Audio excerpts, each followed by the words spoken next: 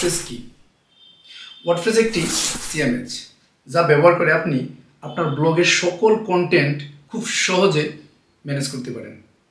আর এই সিএমএসটি পিএসপি এবং SQL language তৈরি। পিএসপি একটি ওপেন সোর্স স্ক্রিপ্টিং ল্যাঙ্গুয়েজ যা আপনার ওয়েবসাইটের কন্টেন্টগুলিকে ডাইনামিক করতে ব্যবহার করা হয়। অন্যদিকে এসকিউএল ব্যবহার করা হয় আপনার ওয়েবসাইটের সকল কন্টেন্টগুলিকে ডাটাবেজে স্টোর করতে, ম্যানিপুলেট করতে। আর যে কারণে এই সিএমএসটি সারা বিশ্বব্যাপী জনপ্রিয়তা পেয়েছে।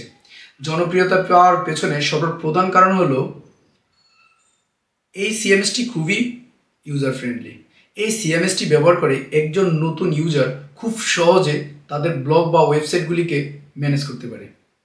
কিন্তু এরপরেও এই ওয়েবসাইটের কিছু নেগেটিভ দিক আছে। নাম্বার 1 যে নেগেটিভ দিকটা সেটা হলো, যেহেতু এই সিএমএস ব্যবহার করে ওয়েবসাইট ম্যানেজ করতে হলে প্লাগইনের প্রয়োজন হয়। ওয়েবসাইট কাস্টমাইজ এবং নতুন নতুন ফিচারগুলি নিয়ে আসতে আমাদের নতুন নতুন প্লাগইনের প্রয়োজন হয়। আর এই প্লাগইনগুলি আমাদের ওয়েবসাইটকে ভারী করে তোলে এবং ওয়েবসাইটের লোডিং স্পিড কমিয়ে দেয়, আর যেটা এসইওর জন্য খুবই খারাপ দিক। অন্যদিকে আমরা যেই প্লাগইনগুলি ব্যবহার করি ওই প্লাগইনগুলি ওপেন সোর্স প্লাগইন, আর এই প্লাগইনের দুর্বলতাকে খুঁজে একজন হ্যাকার খুব সহজে আমাদের ওয়েবসাইটে উকি দিতে পারে।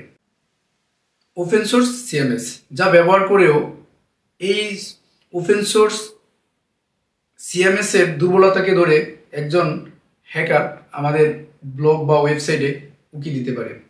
অতএব এই সকল সমস্যা থেকে বাঁচতে আমাদের কিছুটা হলেও টেকনিক্যাল নলেজ থাকা প্রয়োজন। আর এই টেকনিক্যাল নলেজ নিয়ে আসছি আমি বিল্লাল হোসেন রুবেল। আপনারা আমার সাথে থাকবেন। আমি ওয়ার্ডপ্রেস কীভাবে কাজ করে এবং ওয়ার্ডপ্রেসকে কীভাবে সিকিউর করা যায়, বা কখনো কোনো হ্যাকার যদি আপনার ওয়ার্ডপ্রেস সাইটটাকে হ্যাক করে তাহলে আপনি কীভাবে রিমুভ করতে পারেন, এই সকল বিষয় নিয়ে আছি আপনাদের সাথে।